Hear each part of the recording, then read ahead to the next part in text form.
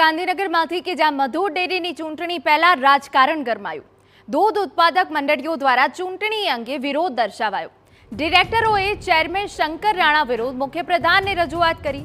સહકારી કાયદા વિરુદ્ધ ઘરના જ માણસોને ડિરેક્ટર પદ આપ્યાના આક્ષેપ। ડેરીના નોકરિયાતોનો પણ મતદાર યાદીમાં સમાવેશ કર્યાનો આરોપ। દૂધનો ભાવ વધારો પણ ન મળતો હોવાનો પશુપાલકોનો આક્ષેપ। પશુપાલકો પાસેથી સસ્તા ભાવે દૂધ લઈ ડેરી ડબલ ભાવે વેચતી હોવાનો આરોપ। પશુપાલકોની માંગણી ન સંતોષાય તો ઉગ્ર આંદોલનની ચીમકી।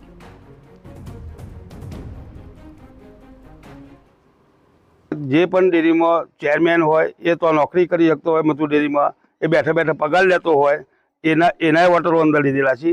તે આ અયોગ્ય છે, નિયમ વિરુદ્ધ છે બધું। આ માટે કોઈ પણ ભોગે ભલે મારે મુખ્યમંત્રી જોડે જવું પડે, કાં તો CR પાટીલભાઈ જોડે જવું પડે, કાં તો અમિત શાહ જોડે જવું પડે, આવા માણસોને મેન્ડેટ અપાય નહીં એવો અમારો એક પશુપાલક તરીકે અમારી એક નમ્ર વિનંતી છે સરકારશ્રીને। ના છૂટકે અમારે આંદોલન કરવું પડે। છેલ્લા 15 વર્ષથી અમે દૂધ અહીંયા ભરીએ છીએ, પણ અમને કોઈ ફેટ બી મળતું નહીં, વધારામાં બી ઓછું મળે।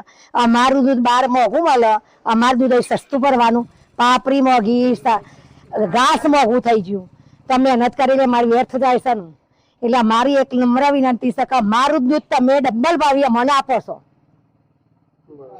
એ હવે આજબી ના ગાય। ચેરમેનો બધું ચૂહીને ખાઈ જાય છે, એટલે ચેરમેન ઉપર અમને વિરોધ છે।